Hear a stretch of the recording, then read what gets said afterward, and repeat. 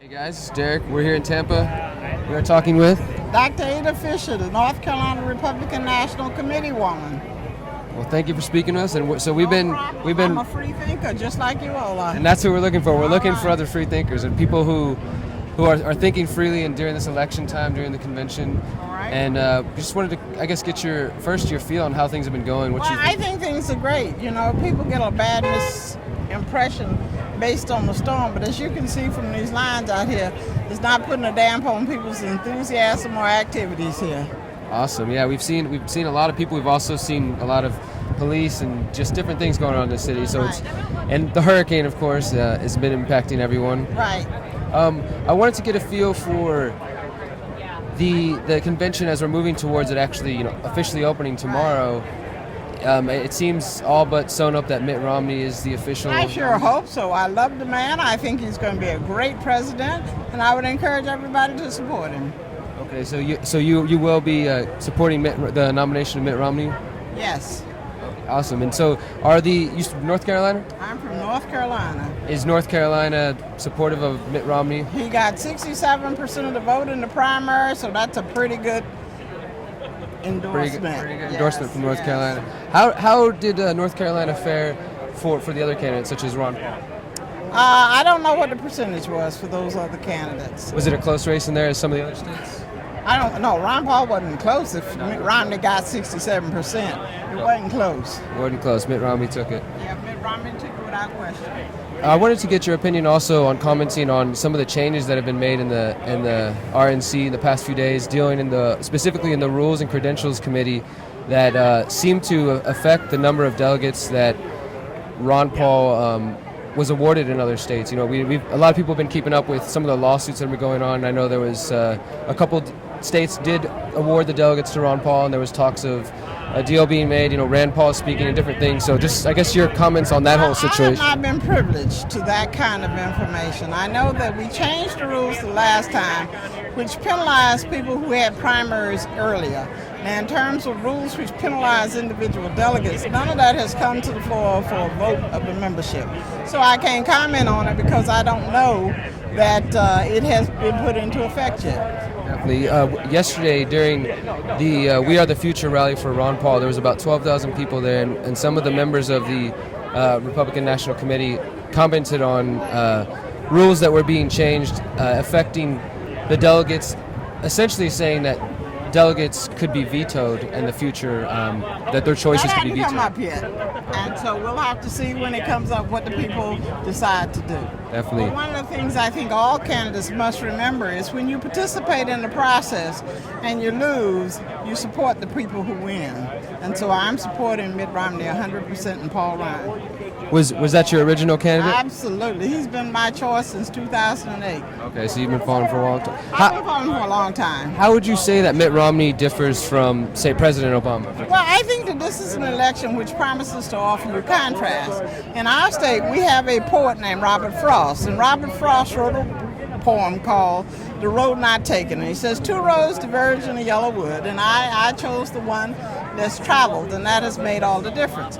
In this election, the contrast is the Republicans are saying we must stabilize the economy, we must have some way to reduce our bills. The Democratic Party still says let's increase taxes, let's increase spending, and we can't. When you look at the budget, you will find that we are now spending over $3 trillion for entitlements for Medicaid and Medicare, and we don't take in but $2.7 trillion. So we are spending more money than we're taking in, and that doesn't even include defense and other things. And if this nation doesn't want to end up like Greece, it must be solvent. And to be solvent, we have to make some changes, but the changes have to be fair, and safety nets have to be in place.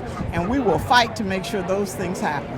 Definitely. It's good to hear that you see a difference in the two candidates in the economic region. How would you say that Mitt Romney and President Obama differ in the area of, say, defense or war? Well, I think that one of the things that people have criticized the candidate in the saying that the candidate does not have any foreign policy experience. But the reality is you can't have a strong foreign policy if you don't have a strong economy. You can't pay for your ventures, so it's important that we get economic stability. As a matter of fact, Bill Clinton said, and I hate to use the phrase crudely, it's the economy, stupid. And so if you don't get the economy together, all other bets are off. So without a stable economy, we can't afford to continue to go on foreign adventures in other If countries. we don't have a stable economy, our survival as a nation is threatened. Does Mitt Romney, from your perception, support like our current wars in Afghanistan, I Iraq? don't know. You'd have to ask him. I can't comment on what he supports and what he doesn't support. I can tell you that he is for a strong defense, and he does support Israel. And as a Jew, I'm very interested to make sure that Israel is defended and supported. Okay, definitely. And I wanted to comment on one more thing. Some of the areas, I guess, of critique that we see where the candidates don't differ so much is the fact that both Mitt Romney and President Obama have taken large donations from banks such as Goldman Sachs, some of the same banks responsible for the 2008 financial crisis. Your comments on that? Well, you should read my book. I wrote a book called Common Sense Conservative Prescription Solutions for What Ails Us. One of the things that I think people are naive about, it costs a lot of money to raise an election. And unless people are willing to give the kind of money that it takes, they must raise the money from somewhere. I think that in my book, I recommend some limits on some things, but those aren't the rules right now. And they are both playing under a different set of rules. And as long as Romney is operating within the law, I don't have a problem with it. One of the things I would tell you and your listeners is remember, the rich is not a dirty word. That's part of the American dream for people to prosper and do well. Definitely. If you can achieve wealth without harming anybody and using crony banks or anything like that, I think that's great. Thank you. Bye-bye. Hey, this is Micah here with Free Thinker Radio. I'm here talking to John Colon, alternate to the RNC. We're getting opinions of different people here, asking maybe if they could contrast Romney and Obama. I assume you support Romney? Good assumption. All right. Do you? Which state are you're from? Florida. So I'm from New York City, but I live in Florida. I've been living here for over 12 years. how did Romney fare in the primary year? He did very well. I mean, it was a tough primary. His primary process is good. It helps vet out candidates. I mean, you want to know what people's ideas are and where they stand on things. It's not automatic. Definitely. Could you maybe tell us, what you see as some of the main differences between the candidate you support, Romney, and President Obama? Well, basically, President Obama's had his 3.5 years. He's had his term, and he hasn't really done a lot of the things he promised. Romney is more of a business point of view and perspective. I'm a businessman myself, so I kind of feel that, we need to take more of a business approach towards government. Certainly, I appreciate that. We need to manage it efficiently. Even today, there was an article, I believe it was in the USA Today, that said voters are growing tired and find very little difference between the two candidates. Could you maybe understand why they might be saying that? But some of the issues they say they're similar on are economic policy and the wars, and that troubles quite a few people in both parties. Well, I take a look at President Obama. When he ran, he promised he was going to end the war in a very specific amount of time. He didn't do it. In fact, he sent an extra 30,000 troops to Afghanistan. My cousin's done 4 tours in Afghanistan and Iraq. I kind of know a little bit about that.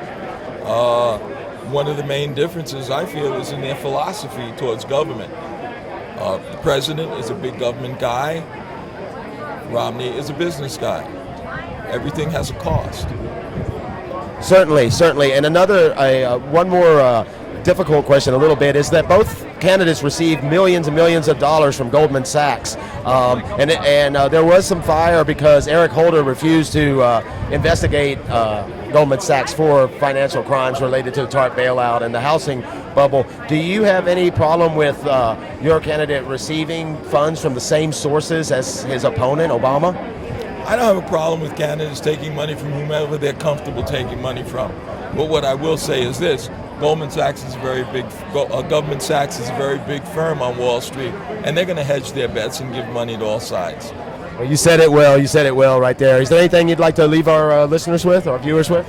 I think it's time for a change. Obama came in claiming change. He didn't make very much change. Government has grown. Virginia is like one of the wealthiest states now because so many government workers are in Virginia. I think we need to take another look at the big government approach. I don't think it's the proper approach right now. We're in a lot of debt.